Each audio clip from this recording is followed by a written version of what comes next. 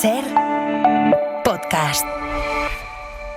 Estás escuchando el Abierto de Hoy por Hoy. Cada día analizamos las noticias más relevantes de la actualidad, las claves políticas, económicas y sociales, con las voces de los protagonistas y los distintos puntos de vista de nuestros tertulianos.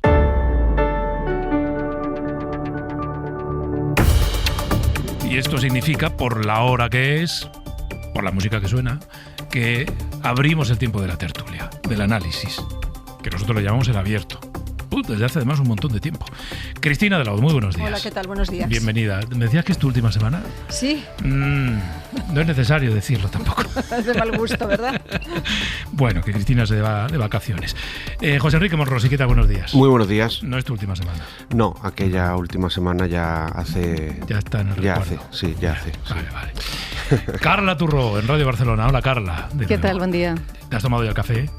Mira, me lo he traído al estudio y todo. Bien. ¿Café con leche decías? Café con leche y de los, ¿sabes? Tamaño un poco king size. Tamaño cubo. Póngame, por favor, 3 litros de café con leche. Lo necesito hasta ahora. Que esta gente de la radio, ¿pero qué hace? Madrugar. ¿Qué necesidad hay de madrugar pudiendo hacer tertulias por la tarde? Pues sí, pues es verdad, también las hay, pero no toca de las mañanas. Bueno, vamos a mirar a Colombia. Esta mañana tenemos motivos más que suficientes. Cuando hay un terremoto como este, claro, lo primero que pienso es, ¿conozco o no conozco? Yo no conozco, no he estado nunca en Colombia, no sé si vosotros conocéis alguna de las ciudades que se han visto afectadas por el terremoto, sí. Cali. No, de las ciudades De afectadas las ciudades por el terremoto. No, ninguna, ¿no? Carla, tú tampoco. No. Que son, bueno, pues Cali es una de ellas, pero no solo. Aunque es una de las ciudades en las que los efectos de ese terremoto han sido mayores. Y vamos a empezar este recorrido por allí. Vamos a estar también en Pereira y en Manizales, las 3 ciudades más afectadas.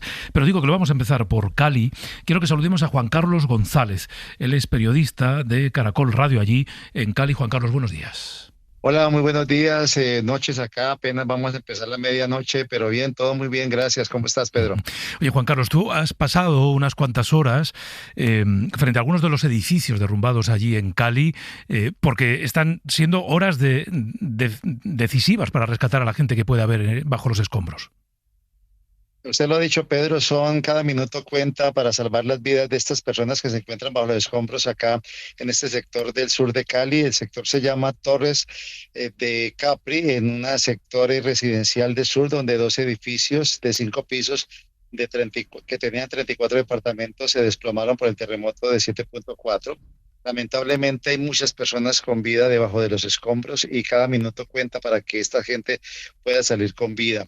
Se han rescatado hasta el momento 4 personas, entre ellas una bebé de corta edad y otros 3 adultos que se encuentran en centros hospitalarios que lamentablemente también presentan deficiencias en sus estructuras. Pero la situación acá en el sur de Cali, que es la zona más afectada, porque le cuento que el sur, que divide cierta parte del sur con el norte, pasa una cadena de movimientos telúricos que es la del Pacífico. Uh-huh. Entonces, por eso la parte del sur es muy afectada por este terremoto de 7.4 que sacudió a Colombia hoy lunes. Entonces, estas edificaciones se desplomaron y pues como te había comentado, son muy delicada la situación de rescate. Se ha podido comprobar a través de los perros de la Cruz Roja, perros que han participado recientemente en el terremoto de La Guaira en Venezuela, en el vecino país, han logrado identificar 4 sectores de estos edificios desplomados.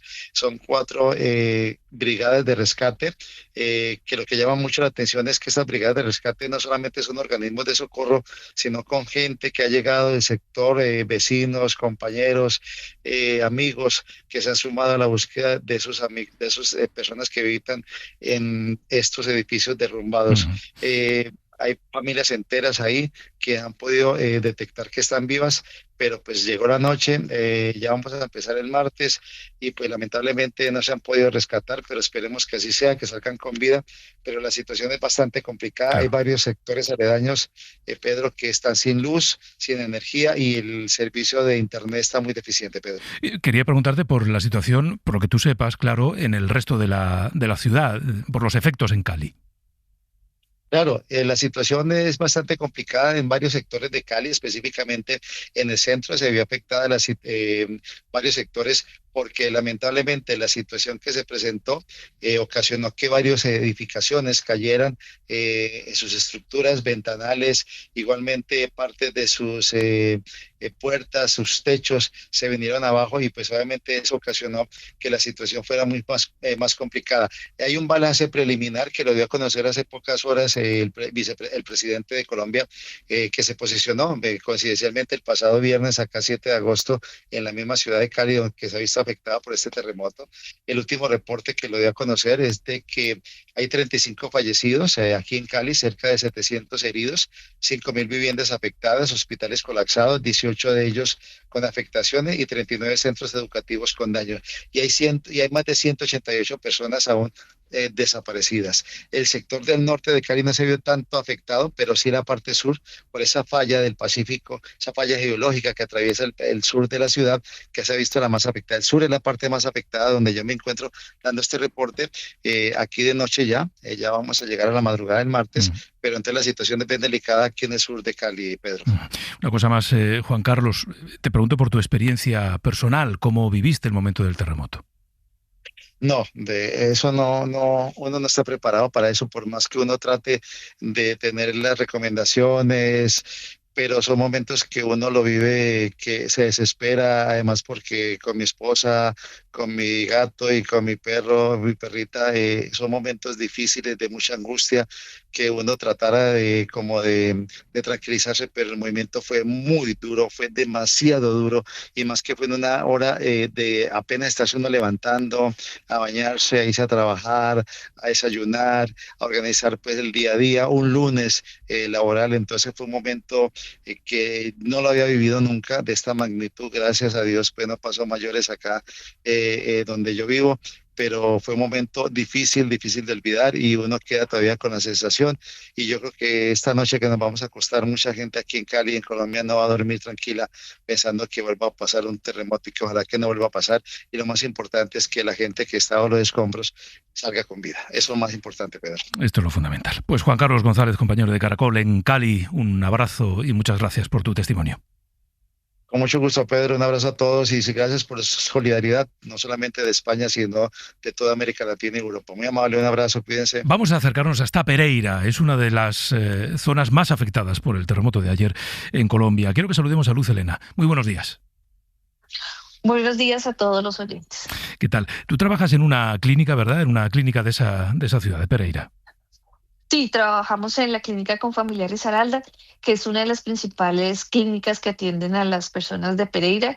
Esto es en el eje cafetero colombiano.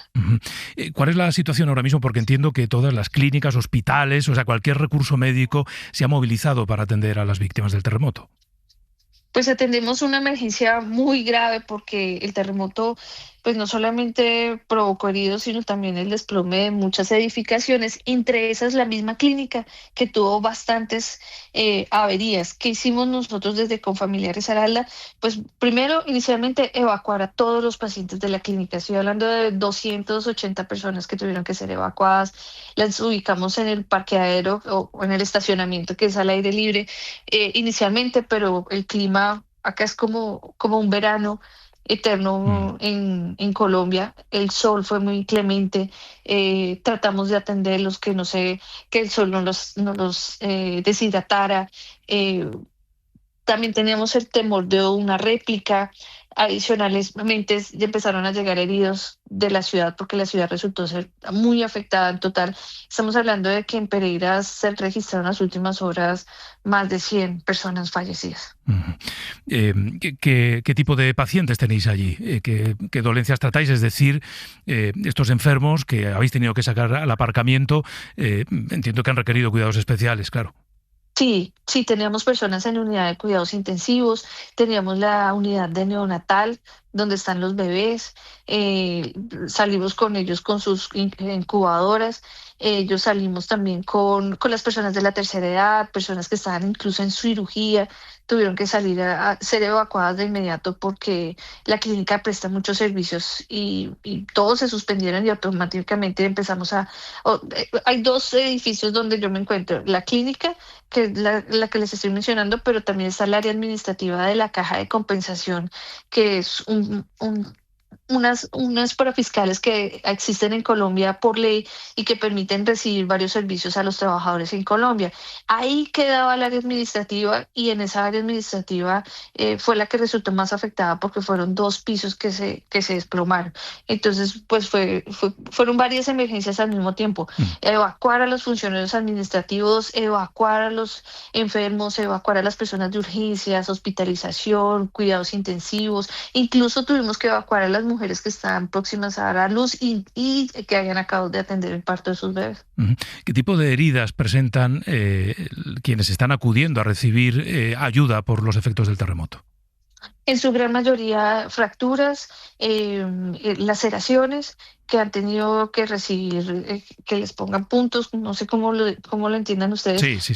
suturar las heridas, pero la mayoría en ese porcentaje es por ese tipo de heridas, porque como muchos edificios acá se desplomaron, entonces algunas personas lograron salir, otros resultaron heridos y llegan aquí a la clínica.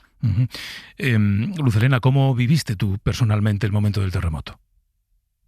Pues fue un momento muy difícil porque nos encontramos cerca de la clínica y yo empecé a ver, tenemos de frente una pared, yo pensé que la pared se iba a desplomar. Afortunadamente logramos evacuar por el lado de urgencias de la clínica y salimos ya al parqueadero y mientras pasó eso llegué a ver el área administrativa, que es la parte donde yo trabajo, y estaba completamente borrada. Por lo general yo nunca estoy en la clínica sino en el área administrativa y hoy fue la excepción y ver la noticia de que mi equipo prácticamente no sabía si estaba bien, pero ustedes ven, es como si de repente desaparecieran 2 pisos de un edificio, uno va a pensar siempre lo peor. En tu caso, ¿tu equipo o tu propia familia está bien?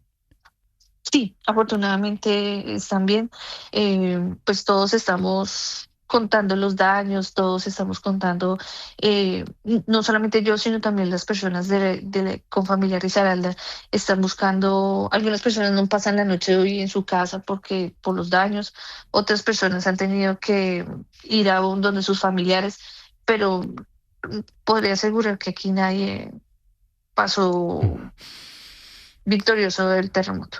Pues Luz Helena, responsable de comunicación de esta clínica en Pereira, una de las ciudades más afectadas por el terremoto. Gracias por tu testimonio. Un saludo y un abrazo. No, muchas gracias por la entrevista, muchas gracias por la atención. Nosotros estaremos dispuestos a la información que ustedes necesiten. Seguimos requiriendo ayudas porque estamos atendiendo con lo que teníamos de insumos. De aquí en adelante los insumos médicos, camas hospitalarias, van a hacer mucha falta. Quiero que saludemos a Ana María Mesa. Ella es periodista, ella vive en uno de los lugares de las ciudades afectadas por este terremoto. Ana María, muy buenos días. Muy buenos días, Petro. Un saludo para ti, un saludo a todas las personas en España.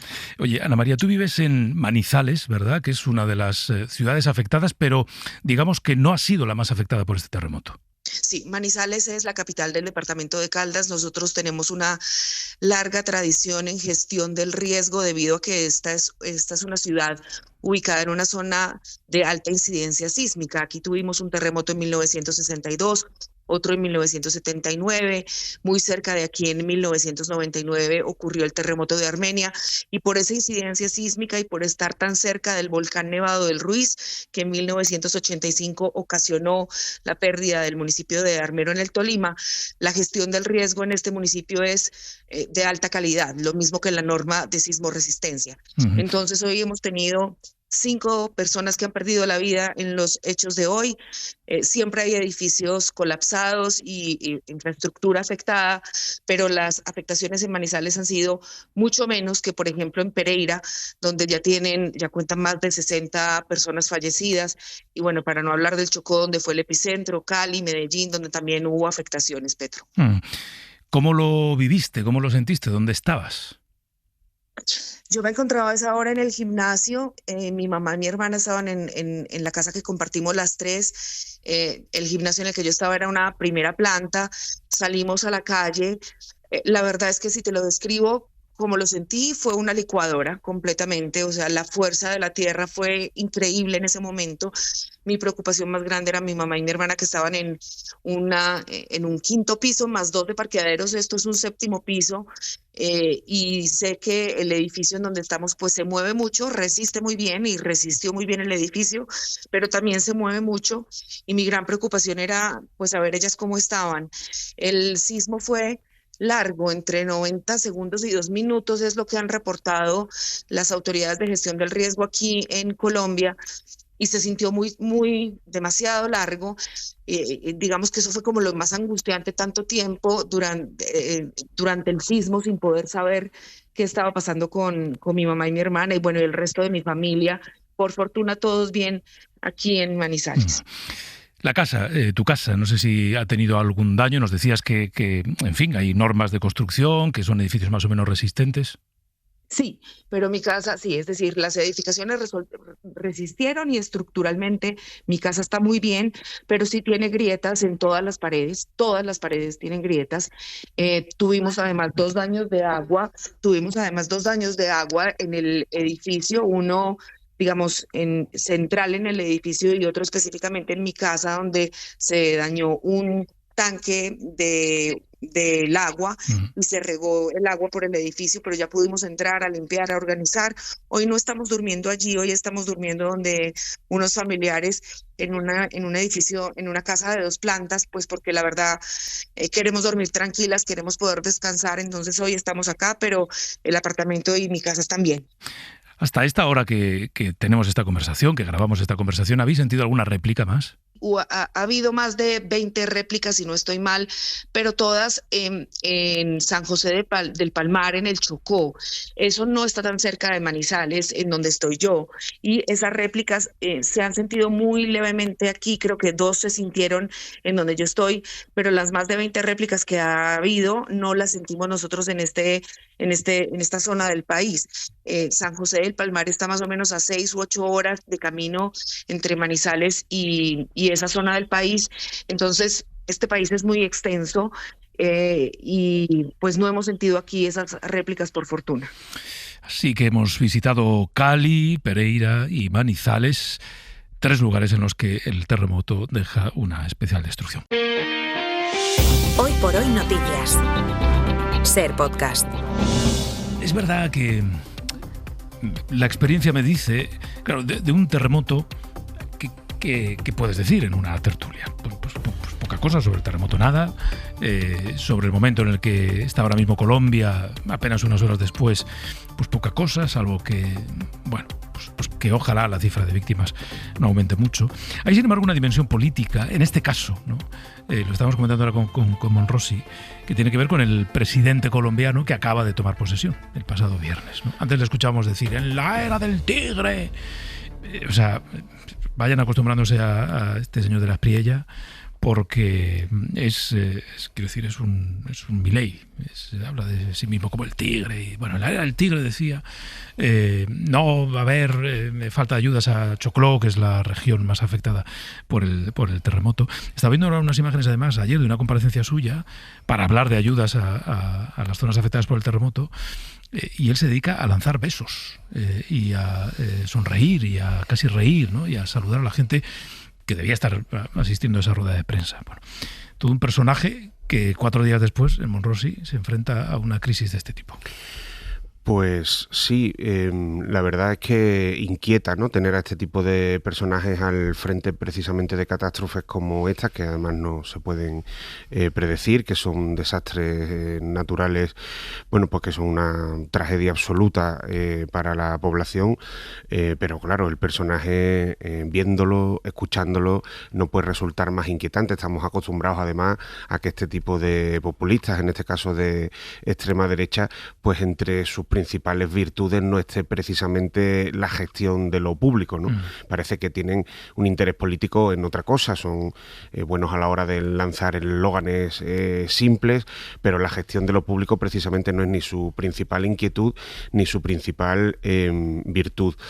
La única nota positiva desde un punto de vista político es que llevan muy pocos días en el cargo, muy pocos días, apenas 3-4 días, y no le ha dado tiempo a hacer lo que ha prometido, que su principal promesa electoral durante todos estos meses ha sido desmantelar, antes que nada, gran parte del Estado de Colombia, de las instituciones públicas. Prometió un recorte casi del 40% del gasto público en Colombia, y ahora, en situaciones como esta, es cuando precisamente el Estado, lo público, tiene sentido, porque va a ser lo público y el Estado quien tenga que salvar a los colombianos de la tragedia que están viviendo ahora en estas primeras horas, a nivel sanitario o a nivel de emergencia, pero también quien va a tener que reconstruir el país. Será lo público quien tenga que salvar a la gente, como siempre, y personajes como De la Prilla, que además estas imágenes que tú mencionabas son realmente inquietantes, recuerdan un poco, bueno, pues al carácter de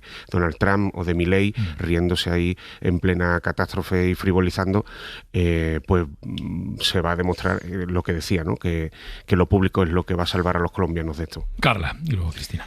Bueno, es la distancia que hay, ¿no?, entre las hipérboles así de la campaña y la gestión de la realidad. Es evidente que su gobierno se pone a prueba. Siempre se dice que las catástrofes acaban teniendo efectos políticos. Veremos cuáles son, ¿no?, en un gobierno que acaba de empezar y que además es de un signo político que supone un giro de 180 grados, ¿no?, respecto al proyecto anterior. A mí me ha sorprendido un poco que en las imágenes que comentabas, Pedro, porque es verdad que parece una persona que de la manera en que está saludando uno lo mira y dice, bueno, tiene conciencia de lo que está ocurriendo en su país y tiene conciencia del cargo que lo ocupa, ¿no?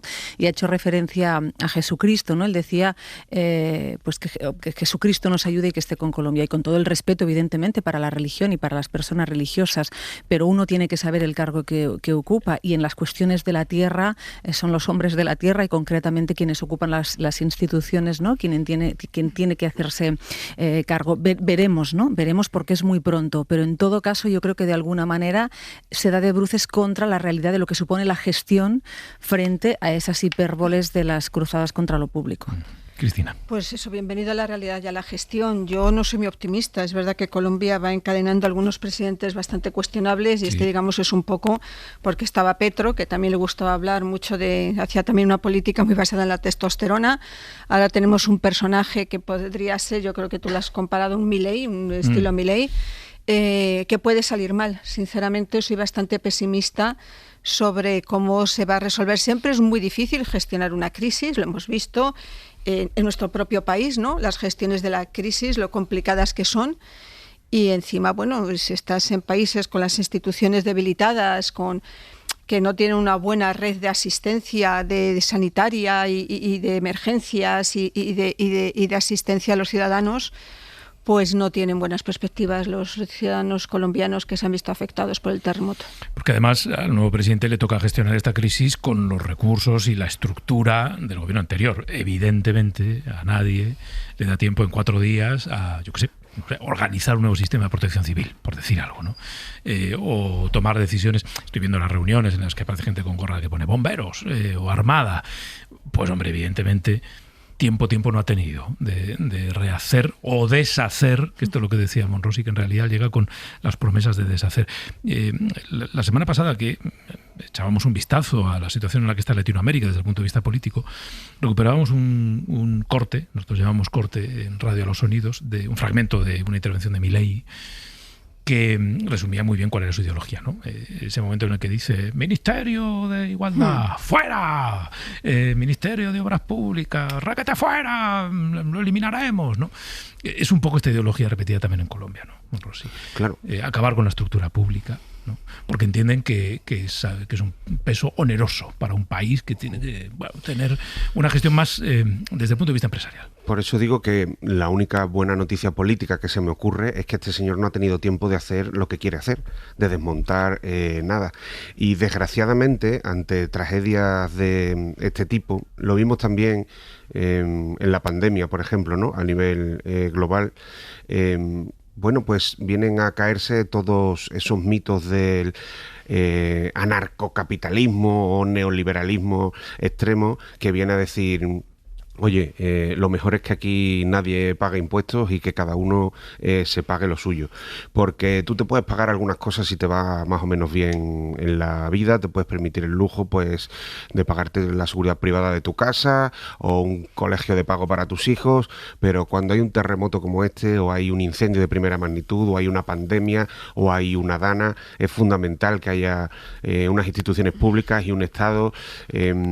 y un concepto de lo público lo suficientemente fuerte como para salvar a la gente, que es que para eso nos dotamos en su día de las instituciones y del Estado, para salvarnos entre todos. Y por eso digo que menos mal que este señor todavía no ha tenido tiempo de hacer todo lo que prometía, y que todo de momento está intacto en Colombia para la reconstrucción, que será el gran reto, además de salvar a la gente que puedan salvar en las próximas horas. A ver esta semana cómo avanza, cómo va aumentando, porque aumentará seguro la cifra de víctimas en este terremoto de ayer en Colombia. Quiero que saludemos en este punto a Ana Terrón, es investigadora principal en el Migration Policy Institute, una entidad dedicada a la investigación y a la reflexión no partidista sobre inmigración en Estados Unidos, pero no solo, también a nivel global. Fue secretaria de Estado de Inmigración. Ana Terrón, muy buenos días. Buenos días. Bueno, le llamamos esta mañana, le hemos pedido que nos acompañe unos minutos porque nos interesa mucho la dimensión internacional de la crisis que se vive en Ceuta.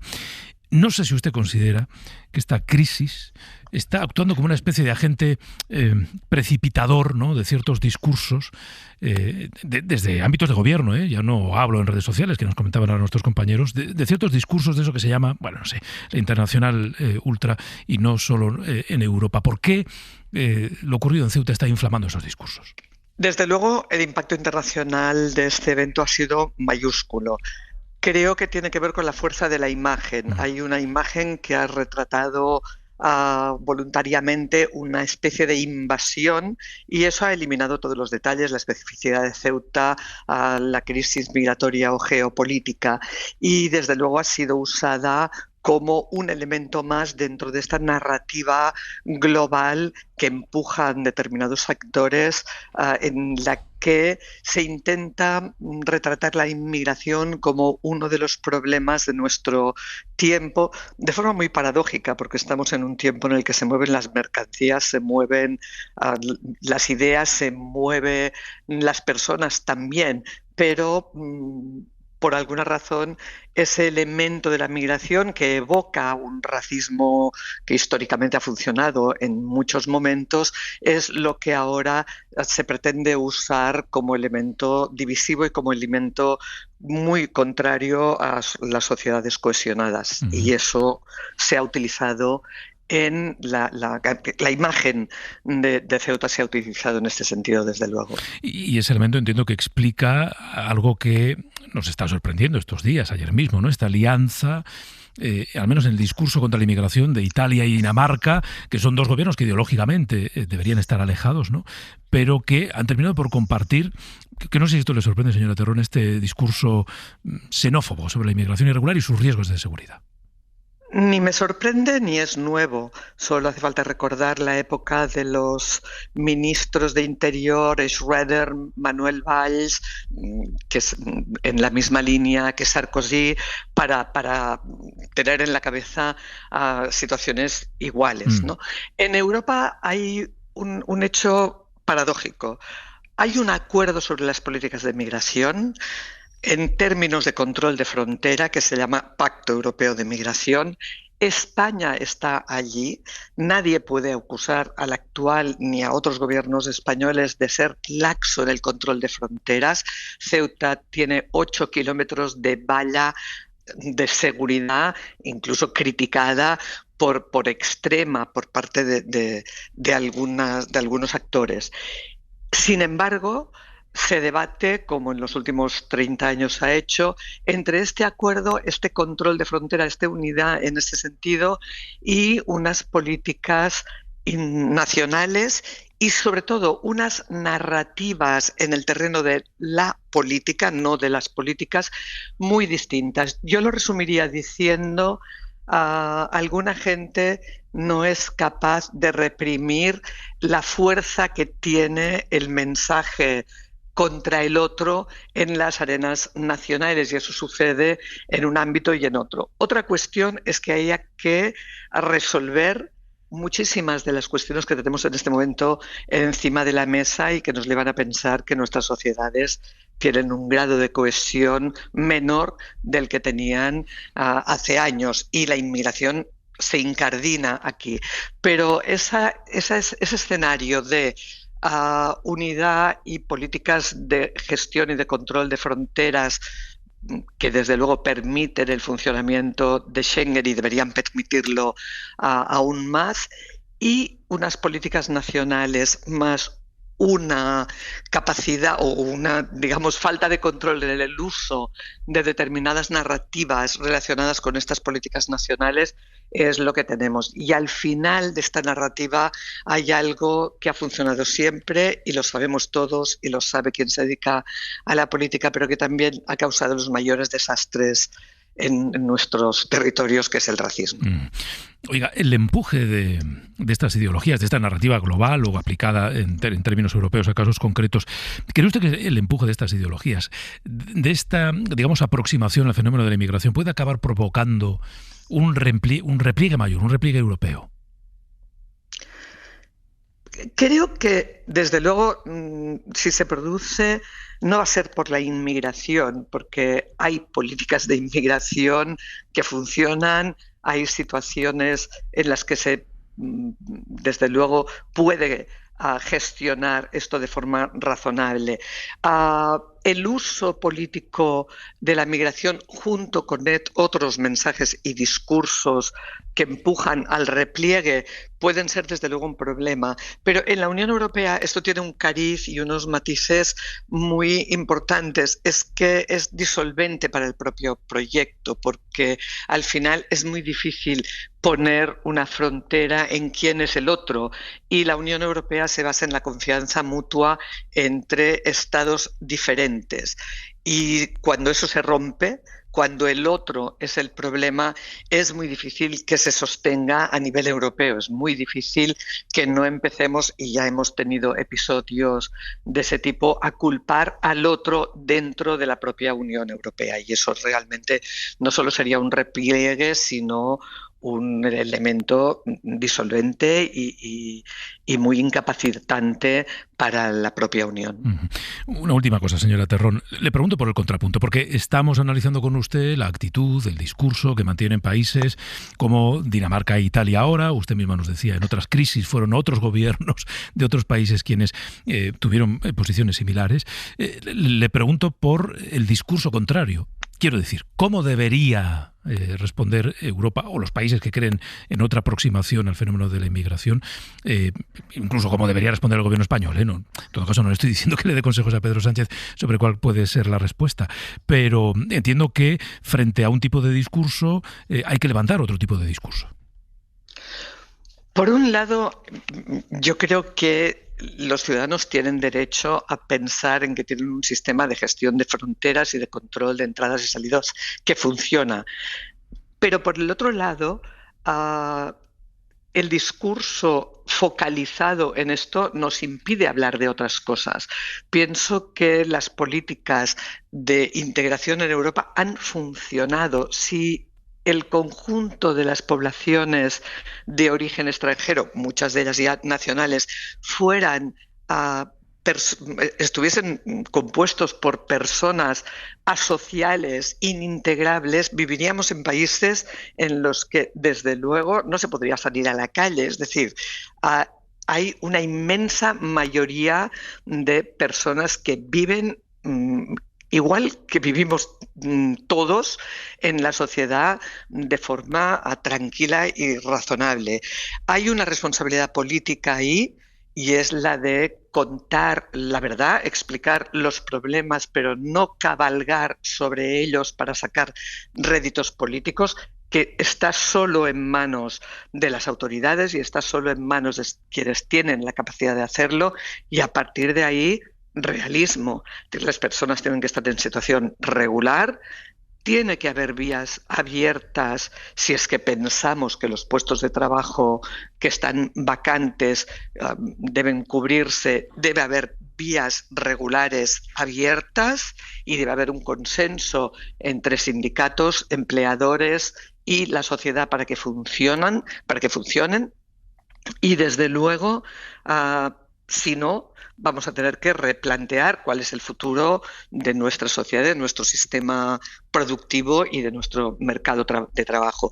Pero yo creo que ninguna política pública, que las hay y son buenas, porque insisto, si estuviésemos ante el desastre, lo veríamos todos los días, y no es esta la experiencia personal de cada uno de nosotros. Hay desastres relacionados con la pobreza, desde luego, para nacionales y para extranjeros, pero se ha extranjerizado la pobreza. Pero más allá de esto, nada sustituye a una actitud pública de las autoridades y de los responsables que tenga que ver con eso, con la responsabilidad. Si cabalgamos los problemas, como estamos viendo que sucede en el mundo para el rédito político a corto plazo, es muy difícil que las cosas se encarrilen mejor. Ana Terrón, investigadora principal en el Migration Policy Institute y exsecretaria de Estado de Inmigración. Gracias por habernos atendido esta mañana. Ha sido un placer. Muchas gracias a ustedes. Buenos días. Bueno, muy interesante, me parece muy interesante la reflexión que aporta Ana Terrón sobre esta narrativa global, sobre el impacto que tiene en Europa, sobre la respuesta que cabe dar, sobre cómo enfrentar el discurso político con la experiencia personal. Esta última parte que decía, si esto fuera un desastre, es decir, si la inmigración realmente estuviera llevando a este país a un punto crítico, cada uno de nosotros tendríamos, digamos, esa experiencia personal, ¿no? Cosa que no ocurre. Pero, Carla, empiezo ahora por ti. Yo creo que conviene ampliar el foco ya a lo que está ocurriendo en nuestro entorno europeo, en la respuesta que se está dando a partir de esas imágenes cargadas de simbolismo, como decía la Terrón de Ceuta, y con esa entente entre Dinamarca e Italia, construida a partir de un discurso que ya conocemos de la inmigración irregular trae inseguridad, trae delitos, trae amenazas a la integridad sexual, etcétera, etcétera. Y cuando yo hablaba de este poder de las imágenes, ¿no? La pregunta que nos debemos hacer, yo creo, es, bueno, ¿a quiénes sirven, ¿no? Estas imágenes de quienes sirven básicamente a quienes dicen que tenemos un problema casi de invasión, ¿no? Y ahí hay que dejar claro que Ceuta, una cosa muy obvia, ya sé que la habéis repetido mucho estos días, ¿no? Pero Ceuta no está en la península, eso es muy importante. No es que estas personas hayan llegado directamente a las fronteras de Italia. Y luego, cuando uno mira las cifras, la LAX a España ha tenido menos llegadas por la vía del Mediterráneo que la estricta Italia, ¿no? Lo que pasa que las imágenes yo creo que nos impiden de alguna manera, o son muy potentes para no tener ese discurso más sosegado, que sí que hay que tener porque hay que hablar de migración, ¿no? Pero sirven para eso. Tú decías, cuando la presentabas, me ha gustado mucho que, ¿no?, saludamos a esta investigadora que estudia la migración de manera no partidista, porque yo creo que el problema de fondo que tenemos es eso.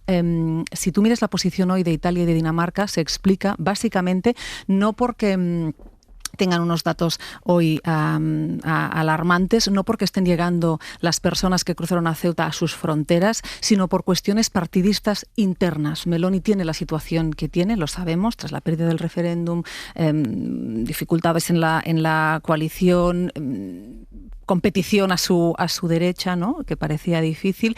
Y Dinamarca no es ninguna sorpresa porque, aunque nos sorprenda, ¿no?, que alguien como Frederiksen, que es socialdemócrata, diga lo que diga, lo viene diciendo desde hace muchos años, ¿no? De hecho, de Dinamarca es la polémica ley que recordaréis, ¿no?, que permitía precisamente trasladar a los solicitantes de asilo a países de fuera de la Unión Europea para tramitar ahí la solicitud. O sea, imaginémonos. Y yo creo que aquí hay algo importante en el caso de Dinamarca, importante e interesante, que muestra, creo, de alguna manera las dificultades que la izquierda también tiene a la hora de posicionarse ante esta cuestión. Porque es evidente que tienes un problema cuando hay una extrema derecha lepenista, digamos, que viene a decir yo la extrema derecha, que sabe captar bien los rechazos que en algunos sectores genera la inmigración, es decir, yo, Le Pen, soy la representante hoy de los trabajadores. Bueno, ¿en qué lugar deja eso a la izquierda, ¿no? O sea, me parece que Dinamarca nos dice también cosas interesantes, pero creo que el problema de todo esto es que no tenemos los debates de fondo que tenemos que tener y no nos hacemos las preguntas en la conversación pública que deberíamos, porque yo, por ejemplo, una cosa que sí que me interesaría que fuéramos capaces de poner el foco es, bueno, ¿cuál es el papel entre otras cosas, ¿no? ¿Qué papel ha tenido Marruecos y qué responsabilidad se le tiene que exigir a Rabat? Aunque soy consciente que eso abriría determinadas crisis que no sabemos a dónde podrían llegar, ¿no? Cristina, y luego a ver, hay muchas preguntas sin respuesta en esta crisis. Una es el papel de Marruecos, otra es el papel de los servicios de inteligencia de información, si fallaron o no fallaron, y si eso va a tener algún tipo de responsabilidad. Y otro que a mí me deja también bastante sorprendente es el hecho de que no hemos pedido ninguna medida adicional a nuestros propios socios, ni a través de Frontex ni de Europol. Pero centrándonos en lo de Ana Terrón, ha dicho una cosa muy interesante, ¿no? Que debería ser un debate sereno y tranquilo. El problema es que este debate, como no se ha dado este debate sobre inmigración, al final hemos dejado que de ese debate se apropie la ultraderecha. Yo creo que es un debate que hemos hecho dejación, con el argumento de que era entrar en los marcos de la ultraderecha, y tanta dejación se ha hecho sobre la relación de Europa con la inmigración, que al final es imposible tener un debate sosegado y sereno sobre este asunto, porque la ultraderecha se ha apropiado de él.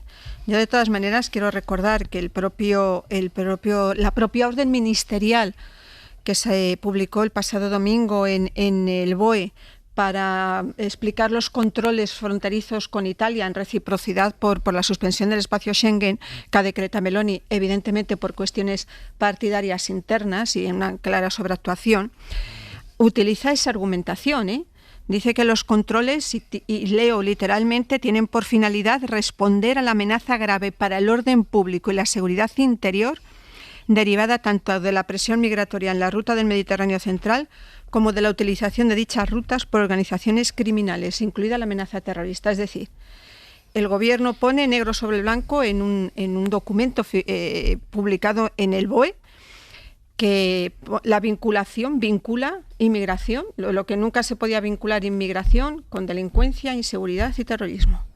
Responde, digamos, con el mismo lenguaje que Meloni a la decisión, que a mí me parece del todo incomprensible, de establecer controles Schengen con España. En todo caso, fijaos que estamos en este debate de qué nos ha pasado con los socios europeos, qué pasa con Meloni, qué pasa con la danesa, que además gobierna en coalición con algunas formaciones de izquierda, que no solo es ella, sino que necesita de pactos exteriores.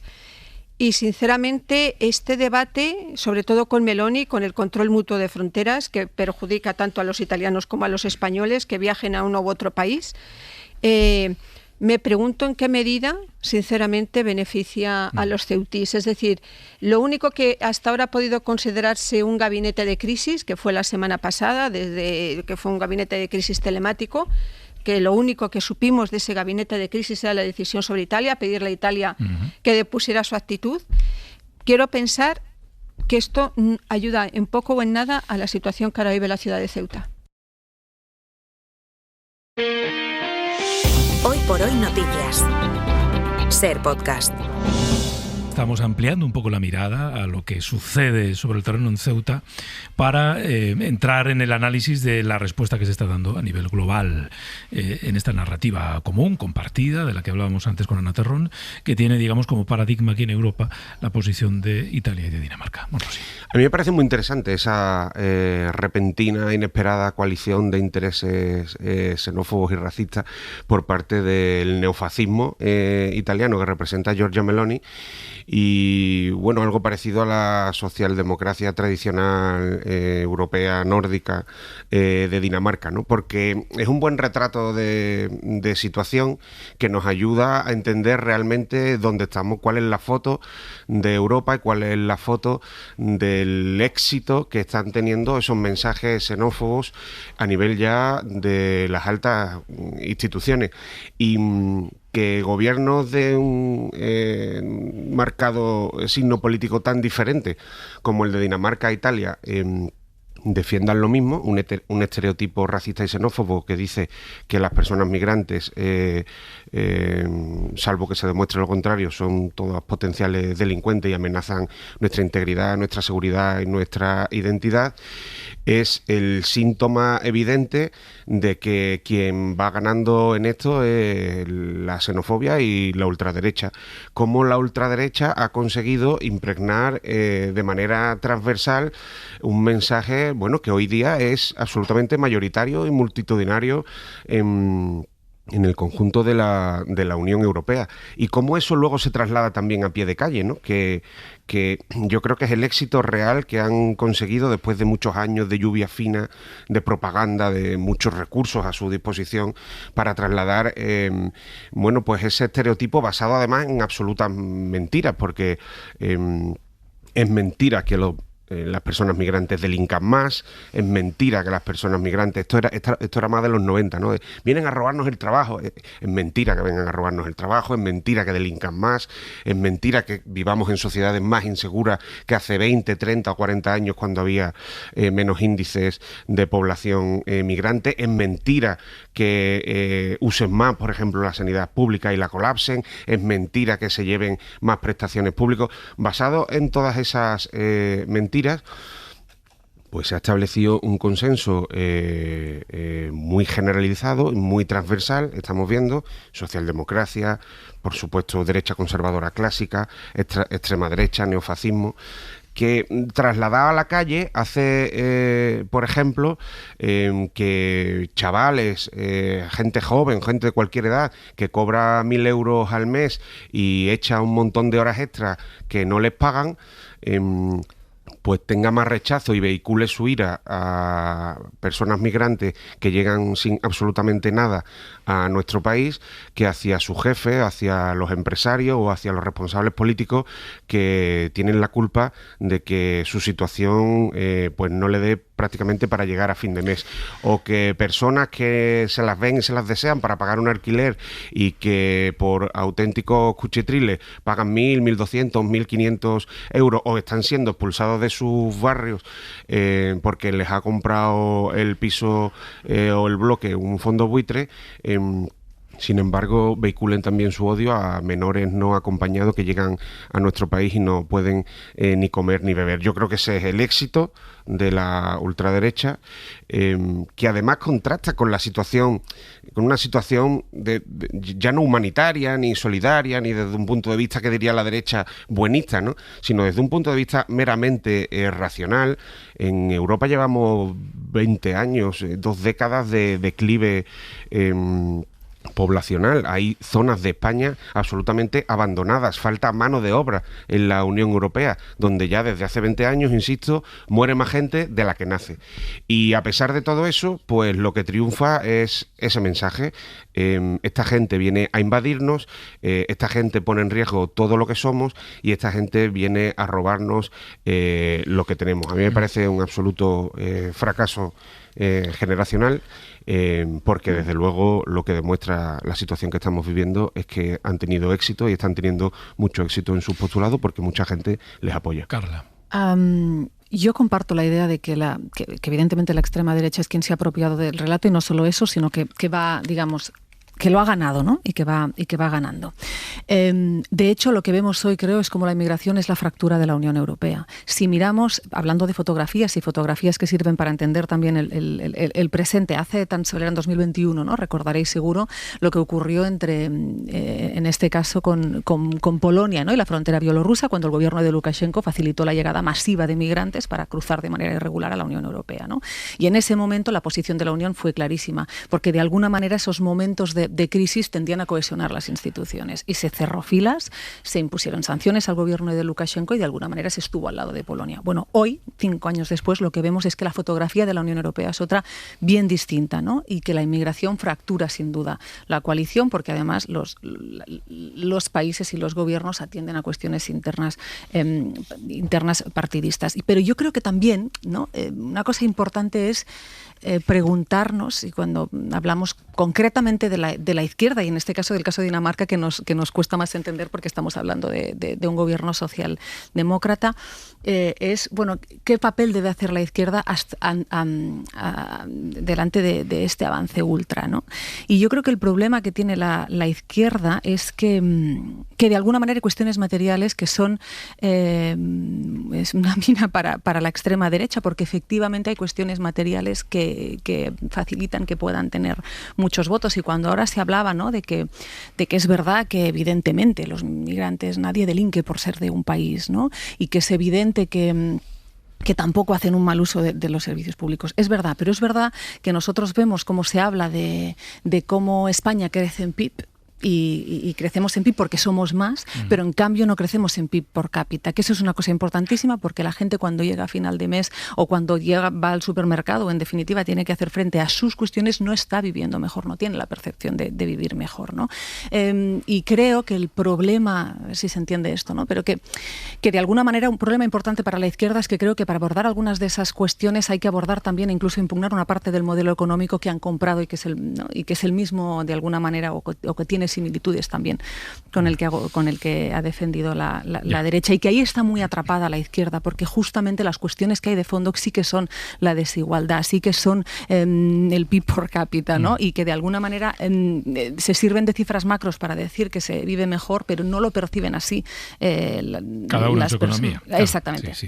Bueno, ahora voy contigo, Cristina. Te doy ahora la palabra, pero dejadme que salude a Victoria García, nuestra compañera internacional. Hola, Vicky, buenos días. Hola, Pedro, ¿qué tal? Porque Victoria ha hecho algo que yo creo que es imprescindible y que nos va a ayudar a entender la realidad, que es básicamente, oye, como nos sorprende, o bueno, nos preguntamos por qué la primera ministra danesa mantiene esta posición, digamos, tan cercana al discurso de los ultras en Italia, vamos a preguntar a varios expertos daneses que conocen bien la política, geopolítica y migratoria de ese país, qué explicación nos dan, qué explicación te dan, Victoria. ¿Cómo lo leen ellos? Pues mira, Pedro, como dices, preparando este tramo hablé con 3 profesores e investigadores daneses y todos me decían que hay un auténtico pavor a la inmigración descontrolada en este pequeño país nórdico. No ponen como ejemplo a España para mostrar lo malo de la inmigración, sino que sitúan a Francia como modelo a no seguir, y a Suecia. Allí, en Francia y en Suecia, se ha incrementado la violencia un 45%. Dicen que es por la llegada de la inmigración, la destrucción y migración musulmana que pone en lid la identidad, la cohesión social.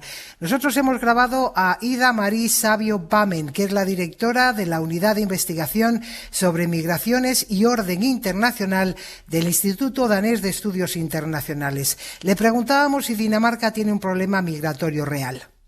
Es cierto que Dinamarca desde 2016 han recibido relativamente pocos refugiados. En cuanto a los migrantes irregulares, como en otros países no existen cifras exactas, el debate político está centrado especialmente en los inmigrantes musulmanes de los países no occidentales, visto como un problema de integración cultural y laboral. El país escandinavo, nos decía, mantiene desde hace años una de las políticas migratorias más restrictivas de Europa. Y como decía la anterior invitada que has tenido, Pedro, ya no se focaliza la colaboración europea en cuestiones ideológicas, sino que se trata de una sociedad por intereses. Y nos dice la investigadora danesa... Sí, podemos llamarlo una alianza pragmática. Dinamarca es un país pequeño que siempre han buscado alianzas con algunos de los países más grandes de la Unión, para tener la mejor influencia posible, obviamente. Pero esta alianza también demuestra que la vieja división entre una derecha restrictiva y un centro-izquierda socialista ya no se sostiene. El planteamiento, Pedro, para este instituto de investigación es que Dinamarca e Italia quieren formar un bloque en Europa que presione a Bruselas para reformar la normativa comunitaria cara a esa inmigración. Han presionado para renegociar los derechos humanos para que sea más fácil repatriar a los inmigrantes no deseados y crear centros de asilo fuera de Europa. Los centros de tramitación y repatriación de inmigrantes, esos de los que ya hablaba, fuera de la Unión Europea, sirven en muchos casos para que los gobiernos de esos terceros países se aprovechen de la situación. No han nombrado directamente a Marruecos, pero sí lo hacen otros investigadores. Ella habla de Turquía y Libia, dice que reciben ingentes cantidades de dinero de Europa para controlar la inmigración. Si observamos la cooperación que la Unión y los países europeos ya mantienen con países como Libia, Turquía y Albania, está lejos de garantizar un sistema de asilo y migración justo y humano. Al contrario, está marcada por controles muy duros, devoluciones en calientes y violencia. Al mismo tiempo, se corre el riesgo de que los gobiernos de esos países utilicen la migración como instrumento para impulsar sus propias agendas. Y la alianza entre Frederiksen, que es de centro-izquierda, y Meloni, de extrema derecha, sorprende por diferencias ideológicas, pero responde, dicen, a una estrategia de máxima utilidad política en Bruselas. No olvidar, Pedro, las aspiraciones de Frederiksen de ocupar un cargo importante en la Unión Europea de aquí a 3 años. Claro, así es que aquí no solo está en juego las políticas de inmigración, sino la política en general. Gracias, Victoria. Gracias. Un saludo, Pedro. Interesante esto de es una alianza pragmática, ¿no? Es una alianza pragmática, un país pequeño que tiene miedos y que se alía con quien tiene un discurso que le conviene. Exactamente, se alía con un hermano mayor que tiene bastante peso en las decisiones de la Unión. Es evidente que se ha producido un endurecimiento de las políticas de inmigración en Europa. Yo quiero recordar que se firmó hace poco tiempo un pacto de inmigración y asilo, además durante la presidencia de España de la Unión Europea, se firmó en Granada, en el que se endurecían las condiciones de entrada a la Unión y las condiciones de permanencia, y fundamentalmente establecía una lucha contra la inmigración de origen irregular, que creo que, como hemos visto en Ceuta, la inmigración irregular mata, porque estamos hablando de casi 150 fallecidos. La inmigración irregular, salvo la que entra por los aeropuertos, mata, y la lucha es fundamentalmente contra la inmigración irregular. Y ese era el objetivo del pacto, ¿no? De que no entren más inmigrantes irregulares en el espacio de la Unión.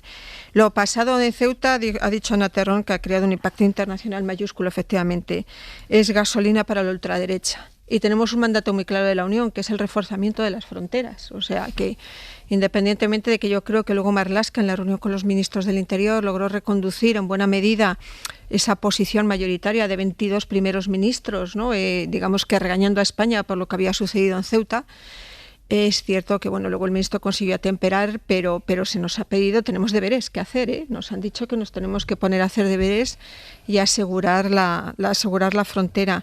Es muy interesante en todo caso, estamos hablando de Libia, estamos hablando de Turquía y de Marruecos. Hemos, digamos que contratado la seguridad de nuestras fronteras con países que a efectos de defensa y de respeto de los derechos humanos dejan mucho que desear. Lo decía Vivas, la frontera de Ceuta, además, porque yo creo que este es un elemento no solo migratorio, porque lo que ha pasado en Ceuta para mí no es una cuestión migratoria, es una cuestión de soberanía. Además, en el caso de Ceuta y Melilla, hemos subcontratado la seguridad de nuestra frontera con un país que no reconoce la soberanía española sobre las 2 ciudades autónomas. Yo creo que tiene un elemento añadido más allá de lo que ha podido pasar en Lampedusa o lo que ha podido pasar en Bielorrusia. No, aquí además yo creo que ha habido un ataque y una demostración de fuerza por parte de Marruecos, habida cuenta de que tiene una reclamación de soberanía. Entonces, insisto, la cuestión de Ceuta creo que poco... no iba a decir poco nada tiene que ver, no, tiene que ver, pero tiene otros elementos que no son solo de cuestión de políticas migratorias, ni mucho menos. Quiero que miremos también a la dimensión política puramente española. Vamos a ir cerrando el capítulo que nos viene desde Europa, desde el mundo y que nos desemboca en Ceuta, y tenemos un elemento de conexión. Marina Fernández, hola de nuevo, Marina. ¿Qué tal, Pedro? A las 9 ya nos contabas que has revisado los últimos datos sobre mensajes, discursos de odio en redes sociales, ¿no? Y que efectivamente se confirma aquello que podíamos sospechar, incluso temer, y es que la crisis de Ceuta es, digamos, terreno abonado para que efectivamente se propaguen ese tipo de mensajes. Sí, se multiplicaron prácticamente por 6 con la crisis. Son datos, como dices, que hemos estado recopilando del sistema Faro, se llama así, de monitorización en tiempo real del discurso de odio en línea, que depende del Ministerio de Inclusión. Y de un simple vistazo se observa el impacto de la crisis de Ceuta, cómo se disparan las gráficas o, lo que es lo mismo, los mensajes del tipo "purga a los moros", un ejemplo real de lo que circula en nuestras redes sociales.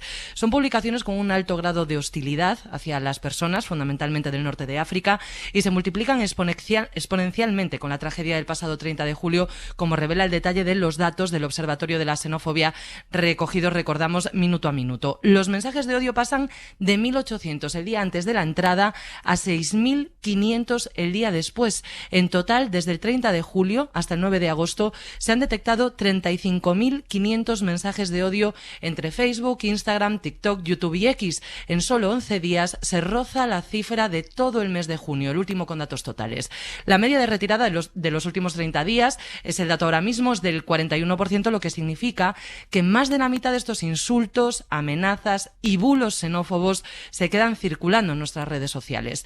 Los grupos más señalados son, por este orden, personas del norte de África, como decíamos, inmigrantes, musulmanes y afrodescendientes. Los y las llegados de Marruecos a Ceuta comparten estas características. Según el último boletín del mes de junio, el 90% del contenido analizado utiliza un lenguaje agresivo explícito contra estas personas. Os dejo un mensaje sobre la mesa. En X, de Santiago Abascal, líder de Vox: traen guerra, miseria y barbarie, dice sobre estas personas, a las que califica de invasoras y salvajes en otras de sus publicaciones. Desde el día 30, el perfil del líder de ultraderecha se limita a retuitear o publicar contenidos en esta línea. Gracias, Marina. Gracias. Hasta ahora. Claro, decía Marina, más de la mitad de los mensajes quedan en las redes. Sí, esta es la estrategia de los bulos y de los mensajes de odio, que se queden ahí. Que se queden ahí y que, como un veneno que va contaminando de manera lenta a quien lo toma en pequeñas dosis, pues va construyendo una idea, una versión de la realidad. Adriana Jordán. Adriana, muy buenos días. Hola Pedro, buenos días. ¿Qué tal? Decía que queremos también aplicar un punto de vista más de política nacional. Bueno, por dos motivos sobre los que te pregunto. Primero, por la línea que ha marcado el Partido Popular respecto a la reunión del jueves que ha convocado el Gobierno para hablar del traslado de menores. Digo, la línea que ha marcado el PP, que es una forma de marcar un perfil propio frente a su socio de gobierno en varias comunidades, Vox, que ha venido sosteniendo que no tiene ningún interés, ninguna intención de participar en esa reunión, incluso en aquellas comunidades en las que Vox tiene, digamos, la competencia de gestionar la llegada de los menores. Bueno, pues el PP ayer dejaba claro que asistir hay que asistir. Luego ya pues discutirán y se quejarán, pero que sentarse a escuchar hay que sentarse. Eso es, el Partido Popular ha elegido una vía diferente en la gestión de la acogida de los menores migrantes que han entrado por Ceuta. Se distancian de la estrategia marcada por Vox de boicotear la reunión con infancia. Un criterio distinto al suyo propio, porque en abril el PP plantó en todas sus comunidades autónomas a la ministra Sira Rego. Pero ayer Elías Bendodo, el vicesecretario del PP, autorizaba a sus comunidades autónomas a acudir a esta cita. Porque creo que es bueno escuchar, aunque estemos totalmente en contra de las propuestas del gobierno en esta cuestión, ¿no? Pero siempre hay que sentarse a la mesa y escuchar. Y no tienes por qué aprobar la política del que está enfrente, pero tienes que escuchar. Y eso sí estamos dispuestos a hacerlo. Los populares marcan así perfil propio y ordenan a sus territorios a sentarse y a poner sobre la mesa su punto de vista, que coincide en la solución con Vox, pero en esta ocasión no en las formas. El PP quiere marcar las diferencias y evidenciar que no son partidos iguales. Los de Abascal aprovechan para afear a su socio de gobierno, que el PP haga una cosa en un territorio y otra en otro sitio, pero eso sí, Pedro, alejan la ruptura, hablan de lealtad y de la coordinación en los territorios con este asunto, dicen que es total. Hay otro elemento interesante esta semana, que tiene una dimensión política, que es este enfrentamiento entre las cámaras, entre el Senado y el Congreso. Pongo el contexto. La semana pasada les contábamos cómo el Gobierno ha pedido la comparecencia de 4 ministros a final de mes, cuando acabe el mes de agosto, en el Congreso para informar de la crisis de Ceuta. Habrá pasado un mes un mes desde que ocurrió lo que ocurrió a finales del mes de julio en esa ciudad. Bueno, el Partido Popular, que tiene mayoría en el Senado, mayoría absoluta, y que controla el Senado, optó por aprobar unas comparecencias previas que deberían tener lugar esta semana.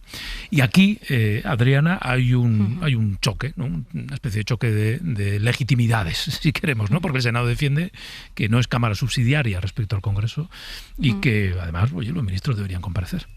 Eso es, el Partido Popular tiene la mayoría absoluta en el Senado, aquí controla los tiempos y utiliza esta Cámara para hacer oposición. Lo hemos visto en otras ocasiones, por ejemplo, con comisiones de investigación conformadas conforme la actualidad, como la del caso Koldo, la SEPI, la del apagón o la DANA. Y ahora con la crisis de Ceuta no crean esa comisión de investigación, pero sí tiran de las comisiones ordinarias del Senado. El PP ha habilitado el mes de agosto con esa mayoría absoluta para llamar a Marlaska, a Robles y a Álvarez, y a mañana citan oficialmente al ministro del Interior a las 11 de la mañana. El Gobierno ha trasladado su intención de solo ir a las sesiones del Congreso. Comparecencias que solicitaron junto a Bolaños a petición propia en la Cámara Baja argumentan que van al Congreso a finales de mes y no tiene sentido duplicar. Pero en el PP se quejan de que el Ejecutivo está tratando al Senado como una Cámara de segunda. El presidente, además del Senado, Pedro Rollán, ha acusado al Ejecutivo de escamotearse. En esto hay un precedente. Se puede seguir elevando la tensión. El presidente del Gobierno, Pedro Sánchez, fue llamado a comparecer en enero al Senado para dar explicaciones por el accidente ferroviario de Adamuz. Sánchez no acudió a esa cita, alegando que ya tenía previsto comparecer en el Congreso sobre ese asunto. Sí fue el ministro Óscar Puente, y el Senado elevó el conflicto ante el Tribunal Constitucional, que sí ha admitido la reclamación, pero todavía no se ha resuelto. Así que la tensión entre Congreso y Senado, entre el Gobierno y el Senado, se sigue elevando. Gracias, Adriana. Gracias. Claro, Morrosi, ¿tiene sentido o no que los ministros comparezcan 2 veces en el mes de agosto? El Gobierno cree que pues ya voy a ir a final de mes al Congreso, ¿no? Que voy a ir antes al Senado. Forma parte un poco del circo institucional montado durante todo lo que llevamos de legislatura, y en el que el Partido Popular, más allá del caso concreto, abriendo un poco el foco de la legislatura, el Partido Popular, con su mayoría absoluta en la Cámara Alta, pues ha utilizado el Senado como una institución absolutamente de parte, al servicio de sus intereses en cada una de las campañas electorales autonómicas que se ha vivido, pues organizando auténticos esperpentos, por ejemplo, en comisiones de investigación con comparecencias que no tenían absolutamente nada que ver con el origen de esa comisión. Dicho lo cual, es urgente que el Gobierno, en varios de sus departamentos, desde varios de sus departamentos estratégicos, dé explicaciones de lo ocurrido, porque lo que ha ocurrido es lo suficientemente grave como para que nos lo expliquen de manera muy clara. Y de hecho yo creo que en algún momento será el presidente del Gobierno quien tenga que explicar qué ha pasado aquí y de qué información disponemos, entre otras cosas porque parece bastante evidente, ya lo comentamos aquí la semana pasada, que 2 departamentos estratégicos como son Defensa e Interior, por ser suaves, digamos que no están en mucha sintonía, ¿no? Por tanto, yo creo que debe ser el presidente del Gobierno también quien termine de aclarar qué es lo sucedido. Sobre los mensajes de odio que habéis dicho, yo creo que la sensación generalizada, y que seguramente tiene que ver con la barra libre con la que se despacha mucho, es de impunidad absoluta. Ahora hay varios procedimientos ya en marcha de denuncias, por ejemplo, contra dirigentes de Vox que han llamado a la violencia explícita contra las personas migrantes que han llegado a Ceuta. Yo quiero ver ahora cuál es el recorrido judicial de esos procedimientos, teniendo en cuenta que la justicia tiene la piel muy fina cuando se trata de parodia, chascarrillos, humoristas, que durante esos procedimientos pues se escudriña el delito de odio hasta situaciones absolutamente inverosímiles. Y simplemente por terminar, me parece muy interesante el debate que ha puesto sobre la mesa Carla en torno a la responsabilidad de la izquierda, ¿no? Y yo creo que ahí hay una responsabilidad doble en cuanto a la gestión migratoria. En primer lugar, no haber dado la batalla ideológica con la suficiente fuerza. Pues no haber agitado esa bandera que decíamos antes ante los bulos que han contribuido a construir una imagen absolutamente falaz de las personas migrantes que vienen a nuestra tierra y sin las cuales, por cierto, no se podría explicar el éxito económico de las últimas décadas de nuestro país. Pero más allá del mensaje, de lo verbal y de la ideología, también una cuestión material. Es verdad que también estoy de acuerdo en que hay una sensación generalizada de que nuestro poder adquisitivo, lejos de mejorar, bueno, pues empeora, ¿no? Pero eso no tiene que ver, según los datos oficiales disponibles para todo el mundo en el Instituto Nacional de Estadística, por ejemplo, incluso Eurostat, eso no tiene que ver con el crecimiento de la renta per cápita, que de hecho sí que crece, y crece además de manera notable en las últimas décadas, en los últimos años especialmente en nuestro país. Tiene que ver con el coste de la vida, principalmente, lo hablábamos antes, de la vivienda.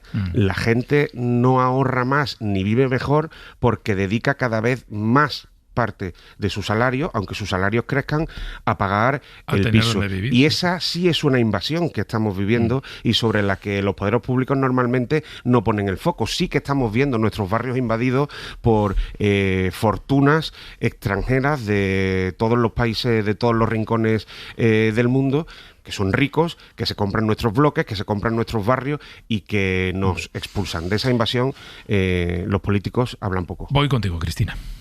A mí me da igual que el gobierno comparezca en el Congreso o en el Senado, lo que quiero es que comparezca y no espere un mes a la vuelta de vacaciones. Porque estamos hablando de un acontecimiento gravísimo, gravísimo, que el propio presidente del gobierno calificó de violación de la integridad territorial de España. O sea, el propio presidente del gobierno no habla tanto de una crisis migratoria como de una violación de nuestra integridad territorial, y resulta que los ministros nos van a dar explicaciones un mes después, porque es cuando terminan sus vacaciones. O sea, eso nos están diciendo.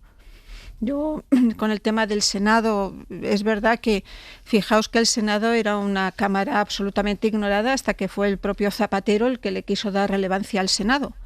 Sánchez lleva más de 2 años sin pisar el Senado para una sesión de control. O sea, independientemente del choque institucional que hay entre las dos cámaras, el desprecio de Sánchez por el Senado es total, absoluto e indisimulable. Y luego, con respecto a las redes sociales, ha dicho una cosa Monrosi, es que tampoco hay que ser las redes sociales. Figaredo el otro día habló de cazar a los inmigrantes, cazar. Es el verbo, luego hablaba de pescar y luego dijo, ustedes utilicen el verbo que quieran. El verbo cazar es incitar a la violencia. Y yo creo que es un caso clarísimo de delito de odio. Porque tú puedes opinar de la inmigración lo que quieras, pero aquí estás animando a que los ciudadanos cacen a los inmigrantes. Dicen que hay que cazarlos. Y ese es el problema de una parte de los mensajes que se difunden, pero que luego además lo materializan algunos de nuestros líderes políticos. De verdad, o sea, que el gobierno recapacite y piense en Ceuta y en los ceutíes. Yo siempre con este conflicto vamos a pensar en lo que ha vivido esa ciudad cuando de repente ha visto casi duplicar su población por un asalto masivo. Y no esperemos a la vuelta de vacaciones, no hagamos listas de canciones, no hagamos listas de libros, no hagamos listas de viajes. Ayer ocurrió una cosa bastante llamativa, que el ministro Bolaños hizo un vídeo hablando de sus viajes soñados o por soñar, y Maritza Ruiz Mateos, que fue durante muchísimos años responsable de comunicación del PSOE, le dijo que podría haber recomendado viajar a Ceuta, que es una ciudad magnífica que lo está pasando muy mal. Ojo, entonces yo creo que no perdamos, yo creo que ha habido además una falta de sensibilidad y de empatía, que a mí me parece que determinadas cosas, que en las circunstancias en las que estamos viviendo, algunos miembros del gobierno, empezando por el presidente del gobierno, se podrían haber ahorrado. Es interesante este punto de vista. Carla, te debo un turno de palabra para otro día. Con las cosas que tenía yo por decir todavía. Apúntalas. He gestionado mal, Carla, he gestionado muy mal el tiempo. Así que te pido disculpas. Bueno, gracias Carla, gracias Monrosi, gracias Cristina. Buenas vacaciones, Cristina. Disfrútalas. Para no perderte ningún episodio, síguenos en la aplicación o la web de la SER, Podium Podcast o tu plataforma de audio favorita.